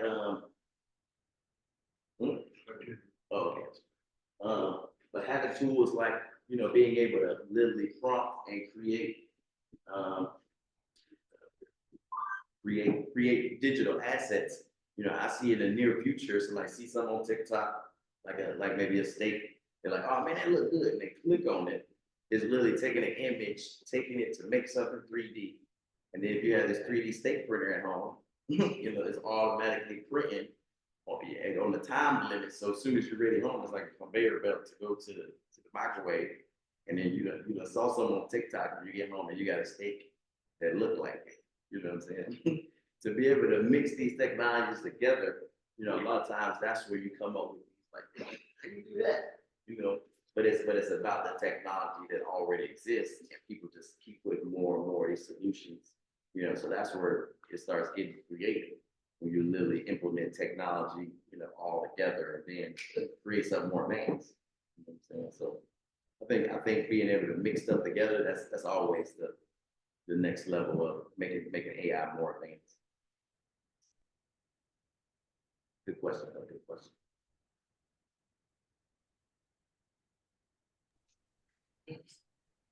Okay, hey, what's up? My name is Tony Phillips. What's up? Pleasure to meet you. I'm excited about this thing called AI, artificial intelligence, and artificial intelligence has been around for a very, very long time. You know, we're just now getting get to what's going on.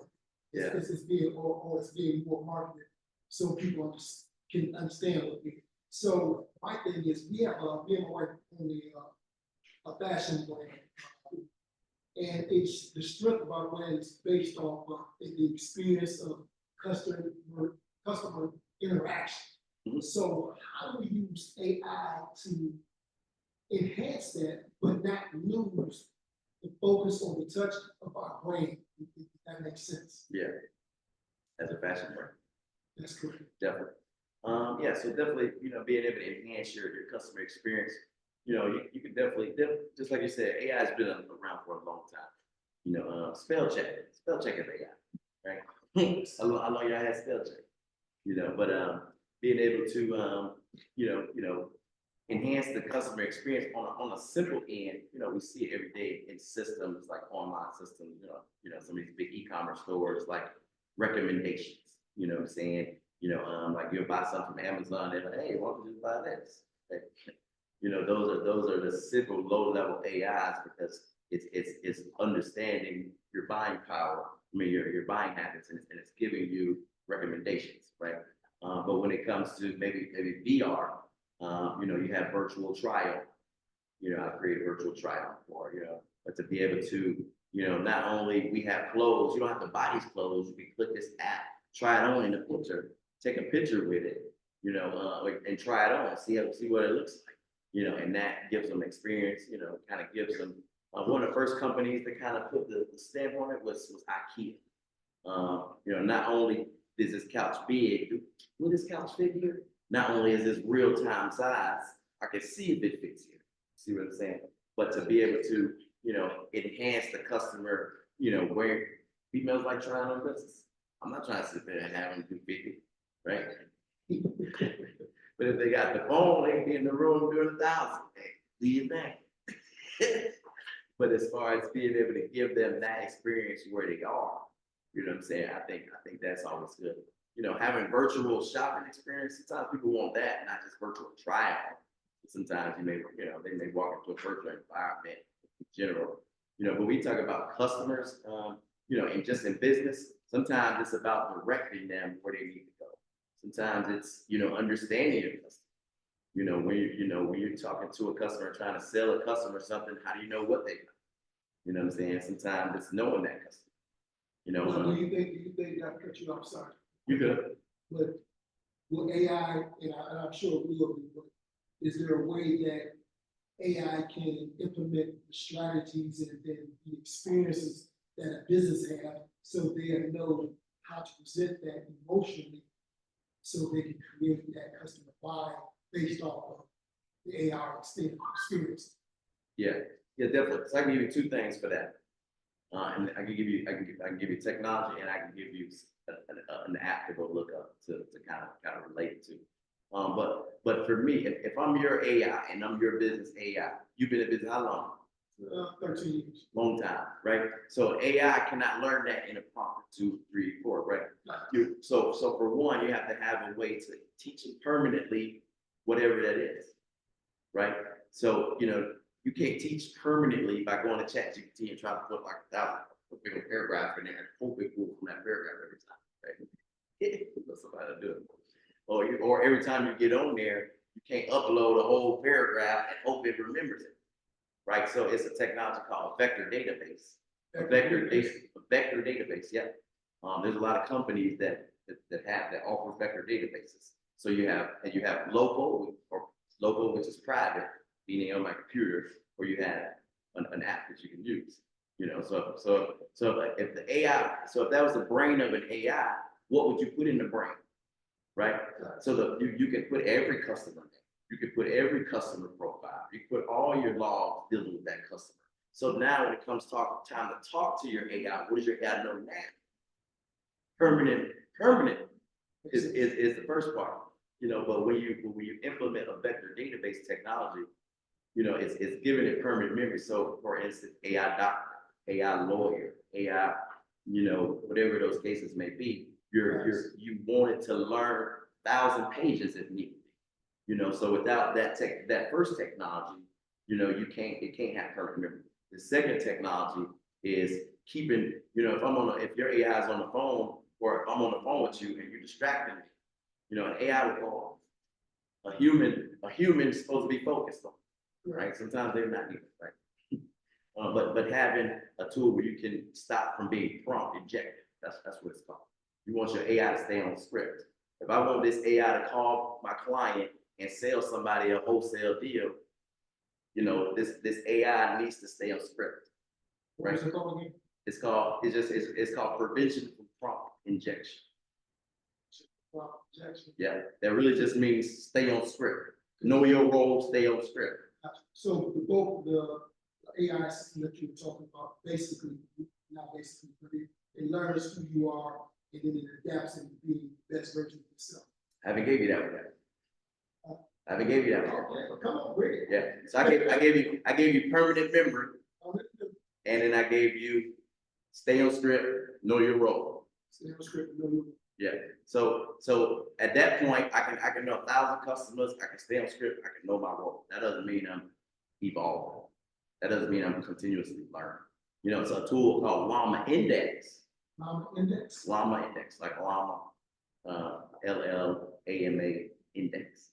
So a Llama Index, it means, all right, after I had this conversation with you, I'm your AI. After I have this conversation with you, I'm going to say this information and I'm going to add it to the vector database. So I'm going to take the conversation and I'm going to memorize it. I'm going to put it in my brain. See what I'm saying now? Yeah. So embedding is short-term. So once you have all those things, short-term memory, I can keep up with the conversation. Vector database, I permanently remember. Well, Llama Index gives it to my brain, so now I permanently remember with the stuff that is already written, right? And then prompt injection, script, stay on script when I'm talking. So a tool like Bland AI is one of the tools I use. I can have AI make a phone. Say, call Deland, call D right now, and tell them I'm gonna be 10 minutes. The AI calls on my back, right? But to be able to stay on script, you know, remember the stuff that I fully need to say, you know, that's cool. All those are just technology. So it's, you know, when I say vector database, I find 10, 20 companies that offer vector database. It's almost like the Dropbox. You know, you got Google Cloud, you got Dropbox, right? So once you put those things together, you know, and that's how I was talking about before. You know, AI is like Mega Man. You're literally putting more pieces together to have that AI that you. See what I'm saying? Makes sense. And if this is all on your computer, that virtual, that private database is not, no other human can compromise that permanent memory. Makes sense. Yeah. So that can be local or it can be managed by somebody else too. So yeah. Thank you.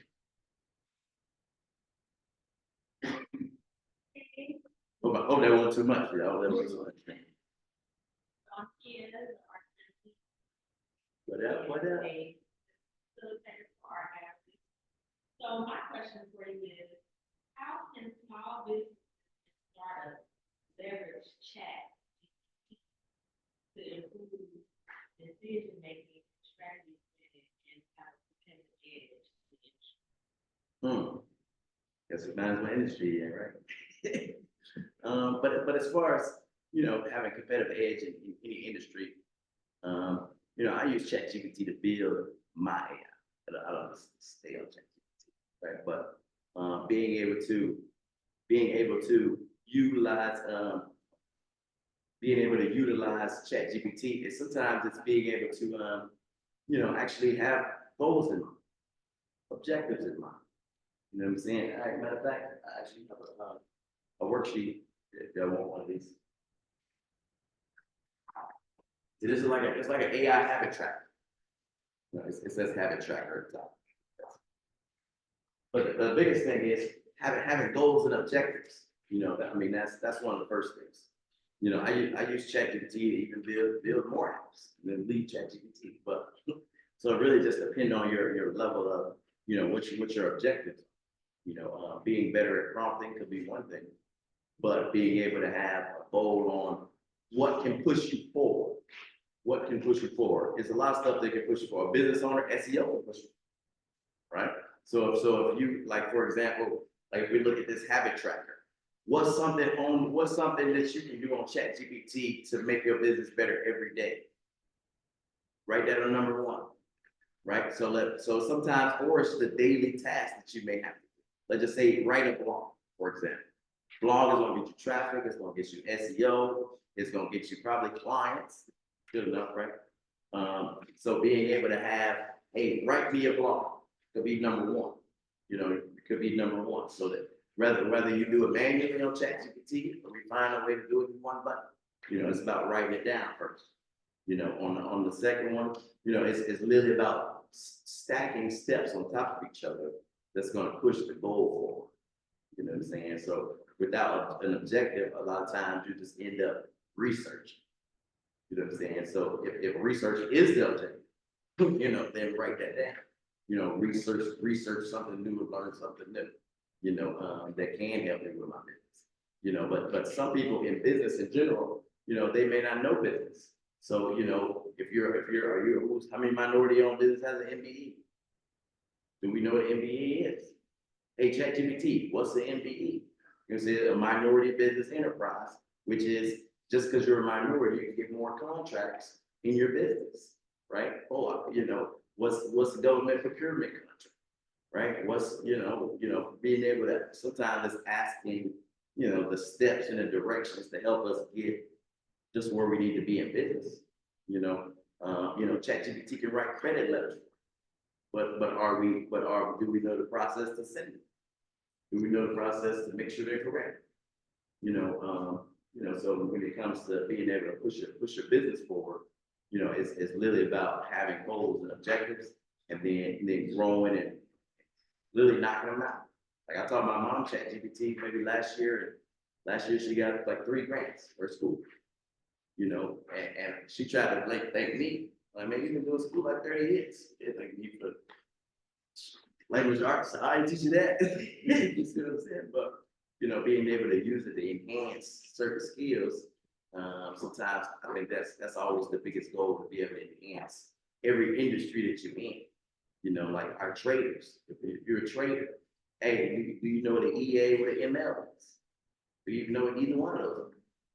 Then that's different, right? The EA with ML is an expert advisor with machine learning, which in the trading world is a real AI bot.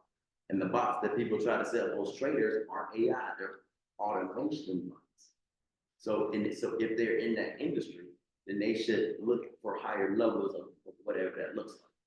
You know, but I think it's whatever business, you know, men rich in real estate, you know, how do I ChatGPT? How do I get my drone to go down the street, do property analysis, and send me the data right in my CR reps? All right, it's like, oh, okay, I just did like it, right?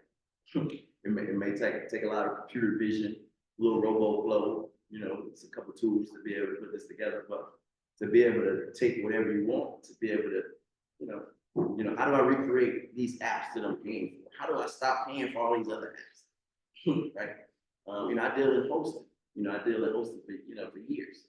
How do I have 10 sites for the price of 1 Shopify or 1 Wix? You know, if ChatGPT is going to answer those questions, I can answer that question. Get you a server. Stop dealing with, you know, a digital real estate that you're going to rent forever. Like a digital Shopify, Wix, and GoDaddy, those are digital apartments. You're going to rent forever. If you need 3 spots, you're going to pay 3 bills forever, right? If you get 1 server, you can have 10 sites in 1 server to 1 bill. But if you don't know that kind of stuff, you have to ask ChatGPT for whatever clarity or for whatever better situation. You know, I think that's never a one-answer question. Didn't know the industry. It's the short answer.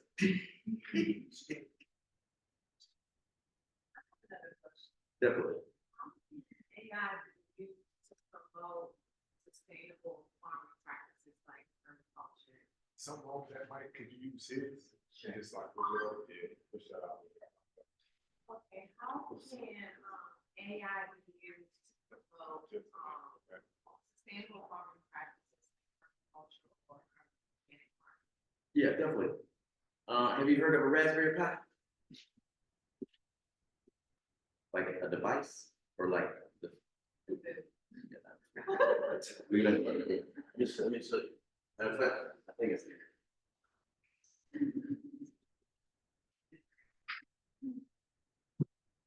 Yeah, I had to pull out another answer. But the biggest thing is, you know, understanding how tech can work inside of our field. This is a Raspberry Pi. This is a full computer, right? So it actually starts like literally like a chip. So they actually put it in this whole thing. But the biggest thing is, you know, even if you're a youth, right? Because I've taught youth how to do, you know, like smart cards, stuff like that. So, you know, you can use drones. You know, I've never seen drones doing certain things in agricultural, whether it's, you know, taking up all that land without having to go out there and do it, right? But the biggest thing is sometimes learning what we can put in a small garden so we can kind of compare it to a big one. You know, and one of the things, you know, that will be easy to even practice for a youth or for us grown people to have our own smart garden at the crib is a Raspberry Pi or Arduino, it's something similar. But what these things do, just like these things, like when you see these smart home sensors, like a smoke detector, for example, at your house has a smoke detector sensor, right? It has a noise sensor, so it can make noise, right? So it has two of those. It doesn't have a Wi-Fi sensor. You not at home, it's not going to alert you. It's just going to make noise by itself, right? But there's also chips for water dispensers, right? So you can water this plant by itself when they get thirsty by itself, right? So to be able to have the type of sensors, you got sensors that test the soil to see if it's dry. Boom, then it waters it with a water sensor or water dispenser. But learning some of those systems, then you can actually spend a lot, 20, 30, 40, $50 on all those sensors and try them out at a home garden. So on a large agricultural scale, they have everything from solar birds running around to sensors to be able to help water. Drones is huge though. From pesticides to things like that. Drones cover a lot of ground, in the agricultural space. When you have AI, you use cameras for a lot, right? So when you have you see bugs, see certain things. So sometimes it's the smart camera that's looking around the garden or the agricultural system. I think when you get to machinery and stuff like that, that's a given. These huge lawnmowers that kind of cut by themselves now. I think, but it's really into more of the software and the tech, because like irrigation systems. So that's why the chips will be probably the biggest place, because hydroponics, aquaponics, all those different systems can be ran by sensors. So I think and it's a great kid. Get your kids some Raspberry Pi, that's how you eat, right? And it's literally like plug and play.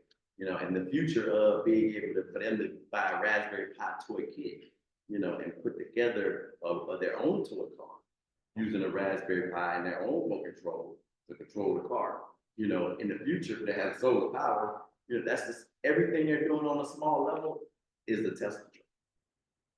You see what I'm saying? But if they get in the mindset of, oh, here's the toy already done, beat it up, and we get another one.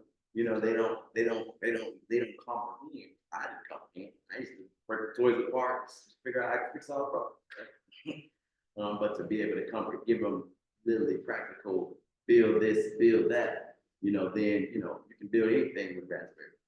You look at Raspberry Pi, your own doorbell ringer, YouTube a lot of stuff. Raspberry Pi, car dashboard, Raspberry Pi drone, things like that. How user friendly is it for someone visually? Yeah, to do what now? When it comes to using all these different devices, how user friendly is it for someone visually? Yeah. Visually impaired, sometimes there's devices to help people that are visually impaired. But to be able to, it's really a case by case basis when it comes to that. The technical devices, it's technically, I'm talking about building your own devices. So, that's more like hands-on activity. But, some certain virtual worlds actually help people that are visually impaired, by helping them see certain things through certain lenses, or sound waves, or some people just, barely can't see. So they need the virtual environment versus, being out in the dark, but, and that's definitely a good question. I deal with ADA compliance, which is, when your website has to be compliant for this, people with disabilities that could be, they could not have good eyesight, which is a disability. But most of the time, you just usually try to do whatever you can to fix, or help them, do whatever, they need to do. But, there's definitely a lot of, technology that's helping people that is visually impaired, being able to do, crazy things. I know this, the chip that they got in, what do you call it? BCI, brain chip interface. I guess that's the next level. I don't really go into too much of that but Elon successfully, right, put it in somebody's brain, and they can control a computer. They wasn't able to do anything. speaker in, but now they can sit there and control the computer and play a game. Earlier I was talking about a tool called Open Interpreter, which has access to a command line of the computer. But same thing. That's what that tool does. It gives them command line access to the computer they're looking at, so they don't have to actually type. They can just make commands versus type. But it's definitely evolved. Definitely evolved for disabled people. Definitely. With AI and automation, what tasks or processes should be considered automated? Tasks and processes should be automated first. Income producing activity. If you can automate income producing activity, you will. That's how I know my AI loves. If it made me some money, obviously. but as far as like Bland AI, the tool I gave you earlier, if you can make cold calls, or Super AGI I gave you earlier, you can make cold emails or find email leads and send out cold emails. So for example, if you could get it to find leads and then send out automatic emails, then you have an AI checking your box to draft up responses. You got a customer, not on your behalf. You close a customer, not on your behalf. If you can do something that's income producing and automate that. When I was speaking of agents earlier, and I teach that, I've been teaching that for over a year now. But in the last few months, like if you listen to Zuckerberg and lie down, they're saying by next year there's going to be 7-8 billion agents in the cloud, right?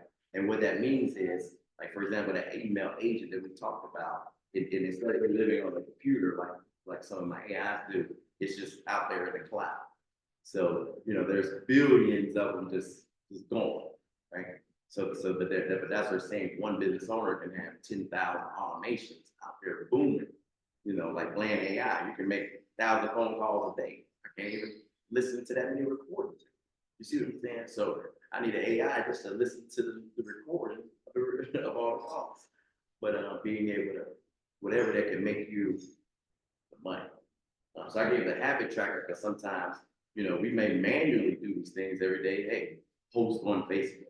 If we're just doing our own habits, that could be one thing. But how do we automate for AI? And sometimes it's literally taking those same things we do every day, at least writing them out. Some of us don't have a blueprint at all. We just wake up and think, what should I do, man? You need to follow some kind of steps, be consistent with it. That's what habit trackers are used for. You build up the consistency of those goals, and then technically you should be able to do it without thinking about it, right? But the next step is writing the word AI on the front of this and thinking about all the tasks that AI can do instead of me doing. And sometimes finding a tool to match it. Finding a tool to match it, and then you stack them on top of each other. Income producing activity. Right. With that though, how do you balance the efficiency of AI and still keeping in touch on business? Definitely. Part of it is definitely tracking your AI to make sure it's achieving its goals and metrics. And there's tools to track the AI for what it's doing. But it's always, that's why it's always having your own goals and having your AI goals, right? Being able to, if AI is automating everything, if you write down this list of 20 things that you do, and then you figure out AI to replace these things, then what are you going to do? Right? That's the next question, right? So always figuring out, literally, if you don't plan out your team and stay ahead of your team, then you can't really teach them to grow. That's just like having 10 employees, but I don't have a plan for y'all every day. If I have to come up with it off the wing, at some point, I'm gonna start losing people. I'm gonna start losing, it's just gonna be unorganized, right? So even if I had 10 humans under, I have to plan, in the future. I have to keep forever planning in the future. I think that's the biggest thing, because I have hundreds of AIs that I'm planning on running around in my space, but I always have to think of a higher goal. You know, I always had to think of, all right, what's next? Well, how do I make this situation better? How do I not stay stagnant? I think that's entrepreneurship thought too. You know, being able to keep bringing a future closer without being comfortable. You know, I don't know if I answered the question, but I feel like you're advanced question. It sounded funny.